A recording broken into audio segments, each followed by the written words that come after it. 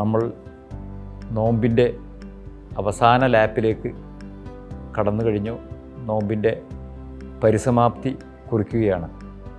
ഈ സമയത്ത് നമ്മൾ നമ്മുടെ ശരീരം, മനസ്സ് ഒക്കെ എത്ര കണ്ട് നമ്മൾ സംസ്കരിച്ചിട്ടുണ്ട് എന്നുള്ളത് ഒരു സെൽഫ് ഓഡിറ്റ് നടത്തുന്നത് നന്നായിരിക്കും. നോമ്പിൻ്റെ ഗുണങ്ങൾ നമ്മൾ കേവലം നമ്മുടെ ആത്മീയമായിട്ടുള്ളത് മാത്രമല്ല, ആരോഗ്യത്തിന് കൂടിയും ഒരുപാട് ഗുണങ്ങളുള്ളതാണ് എന്ന് നമുക്കെല്ലാം അറിയാം. അത് ഡോക്ടർമാരും വിദഗ്ധരായിട്ടുള്ള ആളുകളും ഈ ചാനലിലൂടെ തന്നെ അഭിപ്രായങ്ങൾ പറയുകയുണ്ടായി. നമ്മളെല്ലാവരും ഓരോരുത്തരും ഈ സെൽഫ് ഓഡിറ്റ് എന്ന് ഞാൻ ഉദ്ദേശിക്കുന്നത്, നമ്മൾ ഈ നോമ്പ് കൊണ്ട് എന്തൊക്കെ നമ്മൾ നേടി എന്നുള്ളത്, നമ്മൾ പറയുന്നത് ബയോളജിക്കലായിട്ട് എന്തൊക്കെ നേടി, ഫിസിക്കലായിട്ട് എന്തൊക്കെ നേടി എന്നുള്ളതാണ്. ആത്മീയത അവിടെ തൽക്കാലം അവിടെ നിൽക്കട്ടെ. അതിൽ അവഗാഹമുള്ള ആളുകൾ അതിനെക്കുറിച്ച് സംസാരിക്കുന്നതായിരിക്കും കുറച്ചുകൂടി നല്ലത്. പക്ഷേ അതിൻ്റെ മാനസികമായിട്ടുള്ളൊരു വശമുണ്ട്, ഞാൻ പറയാം. ആദ്യമായി നമ്മൾ എത്ര കിലോ നമുക്ക് വെയിറ്റ് കുറക്കാൻ കഴിഞ്ഞു നോമ്പ് കൊണ്ട്? എനിക്ക് പറയാനുള്ളത്, നിങ്ങൾ ഒരു 2 മുതൽ ഒരു 5 കിലോ വെയിറ്റ് വരെ ഈ നോമ്പ് ശരിക്കും നിങ്ങൾ നോമ്പെടുത്തിട്ടുണ്ടെങ്കിൽ കുറയ്ക്കാൻ കഴിയും. അതല്ല, നാം ഓരോരുത്തരും വെയിറ്റ് നോമ്പുകൊണ്ട് കൂടി എന്ന് ആണ് നിങ്ങളുടെ അസസ്മെൻറ്റ്, ഈ സെൽഫ് ഓഡിറ്റിലെ അസസ്മെൻറ്റ് എങ്കിൽ നിങ്ങളുടെ നോമ്പ് ബയോളജിക്കലായിട്ടൊരു ഫെയിലിയർ ആണെന്നാണ് എനിക്ക് പറയാനുള്ളത്.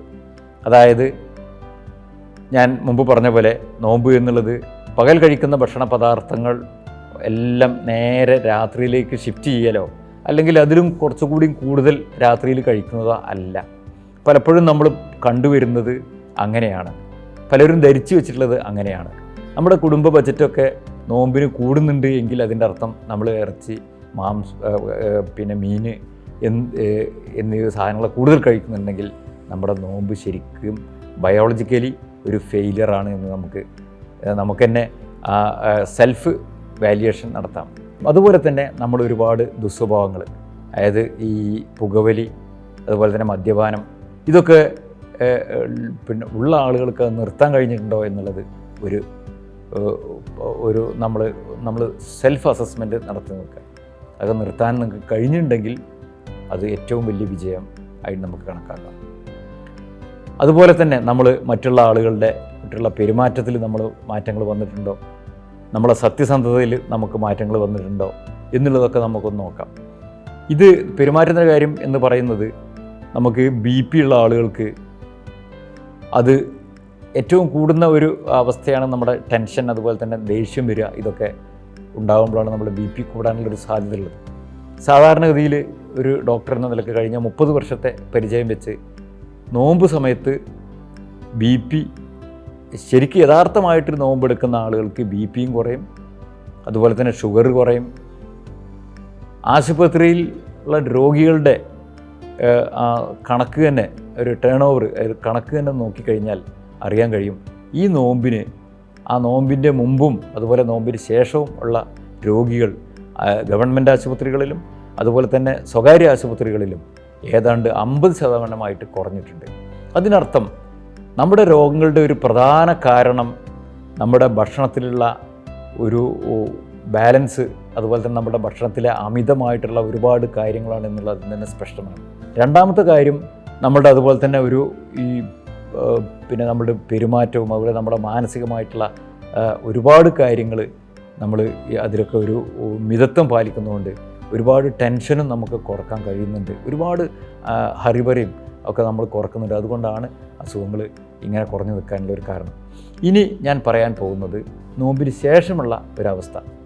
പലപ്പോഴും നമ്മൾ ഭക്ഷണ പാനീയങ്ങളൊക്കെ കുറേ അതിലൊക്കെ ഒരു ലിമിറ്റേഷൻ വരുത്തിയിട്ടുള്ള ആളുകൾ നോമ്പ് കഴിഞ്ഞ പാടെ തന്നെ പെരുന്നാളിന് ഏറ്റവും വലിയ വിഭവങ്ങൾ ഉണ്ടാക്കുന്നത് ഈ ഒരു മാസം കഴിച്ച അതിൻ്റെ പലിശ അടക്കമുള്ള ആദ്യം പോകുന്നത് ബീഫും അതുപോലെ ചിക്കനും എല്ലാം, അതുപോലെ തന്നെ ഹെവി ആയിട്ടുള്ള എല്ലാം എണ്ണയിലും പൊരിച്ചതും എല്ലാ ഐറ്റംസും വെച്ചിട്ട് ആദ്യത്തെ പെരുന്നാൾ ദിവസം വലിയ ആഘോഷങ്ങൾ നടത്തുക.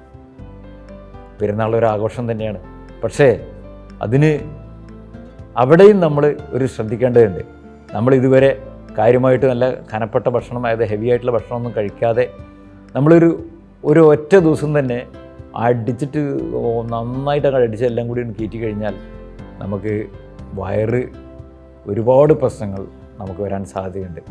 ദഹന പ്രശ്നങ്ങൾ വരും, ഗ്യാസ്ട്രൈറ്റിസ് വരും, അതുപോലെ തന്നെ വൊമിറ്റിംഗ് വരാം, വേറെ ഒരുപാട് അസുഖങ്ങൾ നമ്മളെ പെട്ടെന്ന് വരും. കാരണം നമ്മൾ പാകപ്പെടുത്തിയിട്ടുള്ള നല്ല സോഫ്റ്റായിട്ടുള്ള നമ്മളുടെ ദഹനേന്ദ്രിയം പെട്ടെന്ന് തന്നെ ഇത് റിസീവ് ചെയ്യുകയാണ്. നമ്മൾ ഈ വറച്ചട്ടി ഒരു തണുത്ത ഇതിലേക്ക് നമ്മൾ തീ കോരിയിടുന്നതായിട്ടുള്ള ഒരു അവസ്ഥയാണ് അപ്പോൾ ഉണ്ടാകുന്നത്. അപ്പോൾ അതുകൊണ്ട് നമ്മൾ പെരുന്നാളിന് വളരെ ലൈറ്റായിട്ടുള്ള ഭക്ഷണ സാധനങ്ങളെ കഴിക്കാൻ പാടുള്ളൂ. പൊരിച്ചതൊക്കെ എൻ്റെ അഭിപ്രായത്തിൽ ഏറ്റവും നല്ലത് നിങ്ങൾ ഈ പെരുന്നാൾ മുതൽ തന്നെ ഒരു വെജിറ്റേറിയൻ സ്റ്റൈലിലേക്ക് നീങ്ങാൻ ഒന്ന് നോക്കുക. എന്താണ് പെരുന്നാളിന് ഇറച്ചി കഴിച്ചോണമെന്ന് ഒരു നിർബന്ധാവസ്ഥ ഒന്നുമല്ല. അപ്പോൾ ഈ പെരുന്നാൾ മുതൽ നമ്മൾ എന്ത് ചെയ്യുക, ഫസ്റ്റ് പെരുന്നാളിന് തന്നെ ഒരു വെജിറ്റേറിയൻ നമ്മളൊരു ചേഞ്ച് വരുത്തി നോക്കുക. അങ്ങനെ നമ്മൾ നല്ല ഭക്ഷണശീലത്തിലേക്കും അതുപോലെ തന്നെ ഒരു നല്ല പെരുമാറ്റ രീതികളിലേക്കും നമ്മൾ വരുമ്പോൾ നമ്മുടെ അസുഖങ്ങളൊക്കെ ഒരുപാട് നിയന്ത്രിക്കാൻ കഴിയും. നമ്മുടെ ഈ നോമ്പിൻ്റെ സമയത്തുണ്ടായിട്ടുള്ള ആ മനസ്സിൻ്റെയും അതുപോലെ നമ്മളുടെ ആ പെരുമാറ്റത്തിൻ്റെയൊക്കെ ആ ഒരു അംശം മുഴുവനായിട്ട് നിങ്ങൾ കഴിഞ്ഞിട്ടില്ലെങ്കിലും അതിൻ്റെ ഒരു 50% പെരുമാറ്റവും അതുപോലെ തന്നെ നിങ്ങൾ ദേഷ്യപ്പെടുന്നതും ഒക്കെ നമ്മൾ കുറച്ച് കഴിഞ്ഞാൽ നമുക്ക് ഒരുപാട് അസുഖങ്ങൾ കുറക്കാൻ കഴിയും. ജീവിതത്തിൽ നമുക്കൊരു നല്ല മാതൃക സൃഷ്ടിക്കാൻ കഴിയും. അതല്ലെങ്കിൽ നമ്മൾ ഇതുവരെ ചെയ്ത ഈ നോമ്പ് കൊണ്ടും അതുപോലെ തന്നെ നമ്മുടെ ആരാധനകൾ കൊണ്ടും നമ്മുടെ പ്രവർത്തനം കൊണ്ടും ഭക്ഷണം കൊണ്ടും ഒക്കെ ഉണ്ടായിട്ടുള്ള നന്മ നമ്മൾ ഒരു ദിവസം കൊണ്ടോ അല്ലെങ്കിൽ കുറച്ച് ദിവസം കൊണ്ടോ മാഞ്ഞു പോകുന്ന ഒരു അവസ്ഥയിലേക്ക് മാറും എന്നാണ് എനിക്ക് പറയാനുള്ളത്. ആരോഗ്യപരമായിട്ടുള്ള ഒരു ജീവിത ശൈലി പ്രദാനം ചെയ്യുന്ന ഒരു നല്ല പെരുന്നാൾ നിങ്ങൾക്കെല്ലാവർക്കും ഞാൻ ആശംസിക്കുന്നു. ഹാപ്പി ഈദുൽ ഫിത്തർ.